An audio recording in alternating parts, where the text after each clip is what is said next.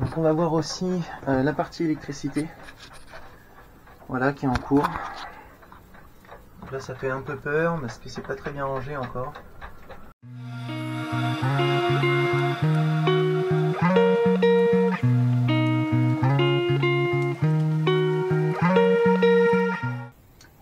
Donc voilà, donc on se retrouve maintenant dans la cabine donc avant, et on va attaquer tout ce qui est vaigrage. Et donc on va commencer à le décoller. Enfin, il se décolle tout seul, hein. Il est parti, vous voyez, il n'y a plus rien qui tient. Et j'ai déjà commencé, et voilà un peu ce qu'on a. Donc là le but de la manœuvre, ça va être de gratter. Bon là j'ai un tout petit grattoir, il faudrait que j'achète un truc un peu mieux. Pour l'instant j'ai que ça aujourd'hui. Et ça c'est de décoller la colle et l'espèce de mousse.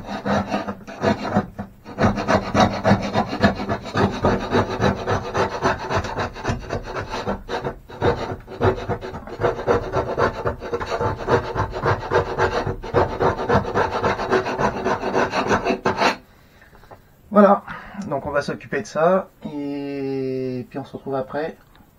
Moi je vais pas en mettre de vaigrage, je vais en mettre que de la peinture.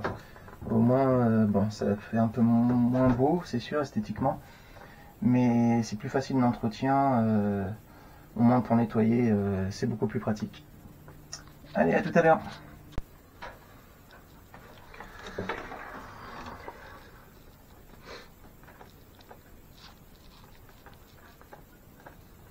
Donc voilà, après quelques efforts.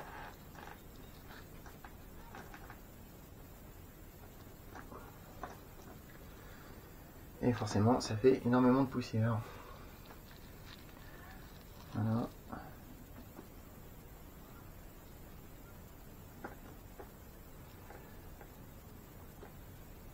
Bon, il y a encore des petites traces de colle, mais je vais essayer avec l'acétone, mais c'est pas gagné.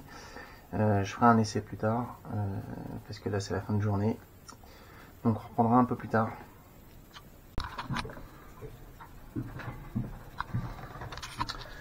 Voilà, le chantier est prêt à être peint.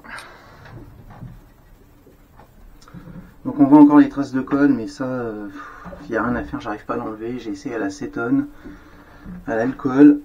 Donc j'ai juste gratté, poncé un petit peu, et on va peindre comme ça.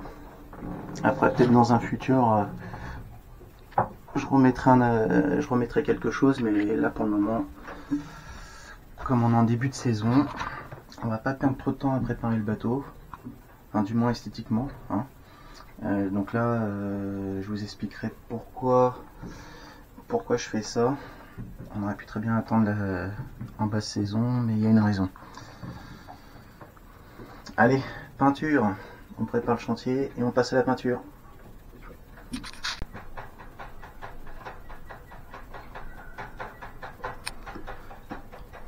Voilà la cabine avant.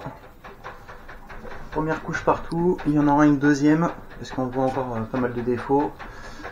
En attendant que ça sèche, j'ai tout nettoyé, toutes les cales, les coffres. On va pouvoir bien dormir dedans.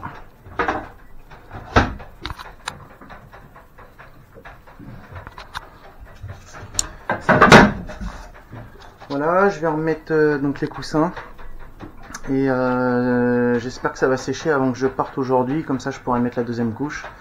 Il reste encore des petites finitions à faire là-bas, au pinceau. Et puis bah, ça sera pas mal, hein. Ça sera pas mal. Voilà, après je pense que je vais mettre une lumière. Et puis c'est tout. Si je voulais peut-être voir pour mettre un chargeur, enfin des prises USB en 5 volts de ce côté là pour qu'on puisse charger les portables si on a besoin d'un réveil ou enfin bref, de mettre un réveil, qu'on puisse faire ça en même temps brancher un téléphone. Voilà, donc voilà un peu l'état de chantier pour le moment.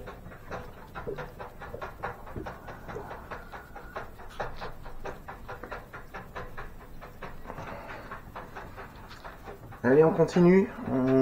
Donc je vais réinstaller les coussins et après un peu de rangement, et puis je pense qu'on va commencer à se poser la question au niveau de l'électricité. Alors on va commencer à s'occuper un petit peu de la partie électrique. Bon là je suis en plein chantier, nettoyage, rangement. Voilà, un peu de bordel. Bien, je viens de faire toute la partie cabine arrière. Tout nettoyer, tout dégraisser. On est quand même mieux là. Donc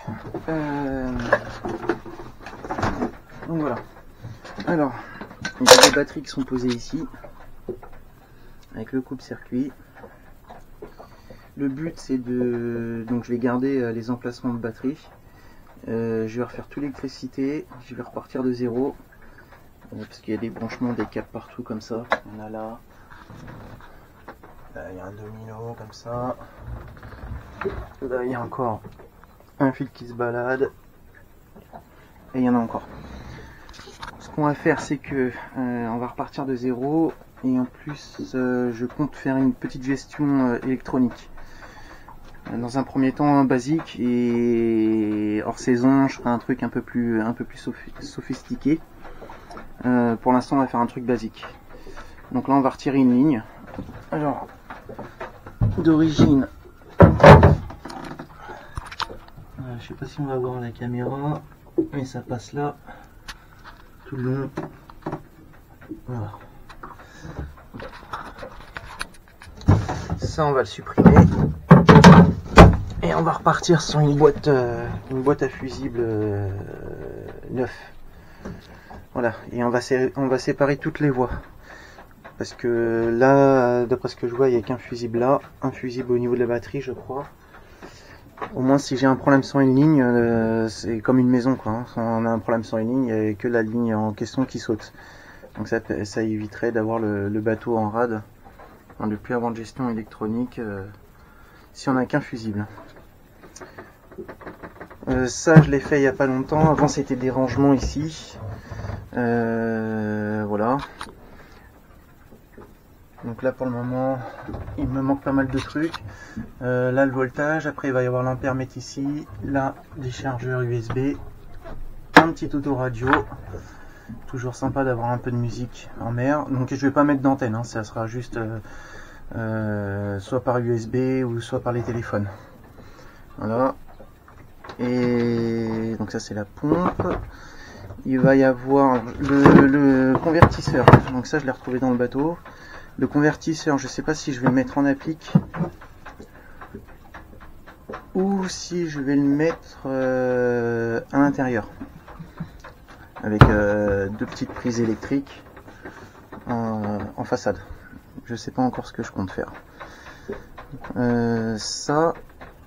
Et puis il va manquer dessus la radio VHF.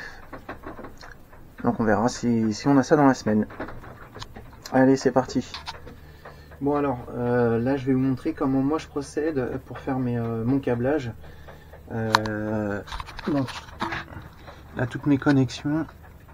Donc c'est soudé et avec une gaine thermorétractable. Au moins Arcos, soudé et thermo. Voilà, et c'est partout pareil. Tac tac tac. Il n'y a que celui-là, parce que celui-là, ça faut que je change, ça me plaît pas. Donc je vais vous montrer un peu comment moi je procède. Hein. Je dis pas qu'il faut le faire absolument comme ça. Je pense qu'au niveau sécurité, on est quand même optimal. Du fait que c'est anti-arrachement et c'est soudé à la cosse. Donc logiquement, ça ne devrait plus bouger. Voilà, allez c'est parti.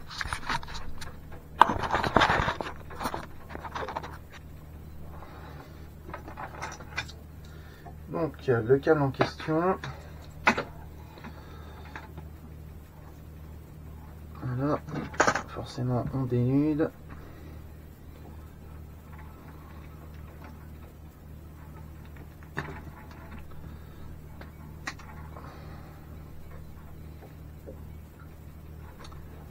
Donc là je suis pas dans mon atelier et je peux vous assurer que bricoler sur un bateau, on est vite envahi. Faut faire avec. Donc faut essayer de s'organiser au maximum. Voilà, donc là c'est dénudé. J'ai pas ma troisième main pour la soudure, à chaque fois j'ai oublié de la prendre. Donc fais, c'est que je mets une pince. Comme ça. On va faire bien chaud. Et on entame.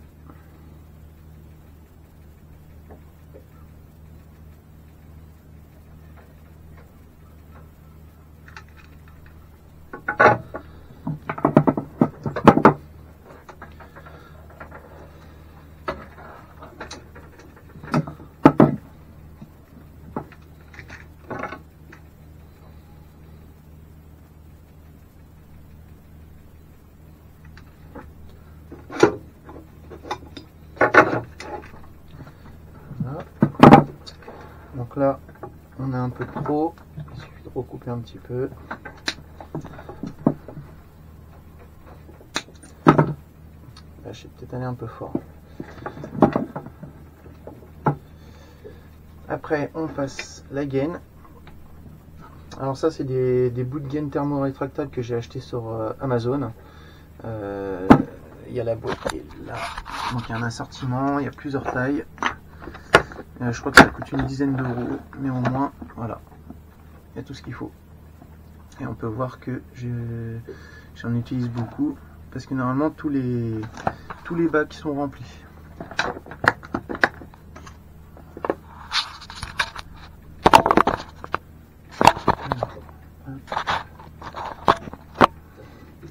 Alors je suis désolé pour la prise de vue. J'ai pas pris non plus mon pied pour mettre ma caméra, donc je fais avec ce que j'ai à bord. Donc moi je les recoupe en deux, alors ça sert à rien non plus sans des choses comme ça. Je vais laisser toute la longueur, ça permet d'économiser un peu. Et là je crois que j'ai pris un peu gros. Donc on n'oublie pas de passer la gaine avant de souder.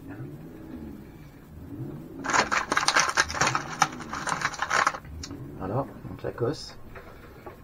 Ça c'est une saloperie, ça casse, ça tient jamais. Donc moi je l'enlève. Donc on a mis la gaine.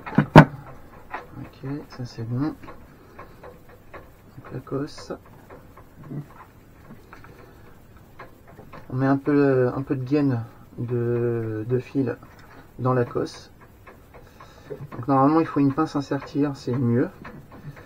Comme moi vous en avez pas au moment voulu, alors j'en ai une dans l'atelier et dans mon camion, mais là voilà, on pince et maintenant je vais faire une pointe de soudure, comme ça je suis sûr que ça va pas s'arracher. Donc on fait bien chauffer le métal.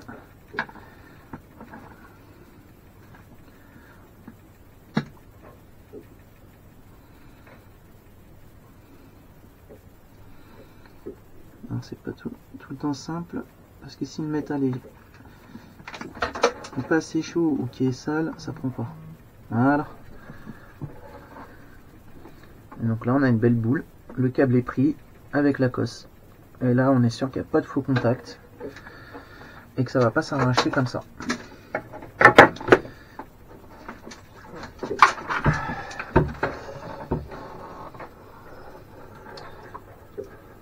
On vient placer donc la gaine.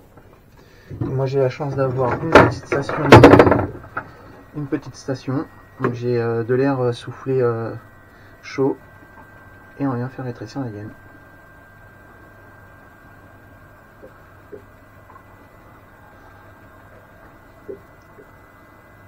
Voilà.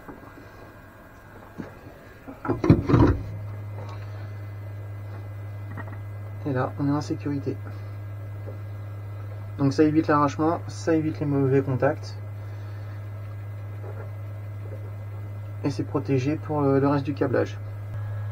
Allez, je continue, je finis ça et puis après je vous explique un peu à quoi ça sert tout ça.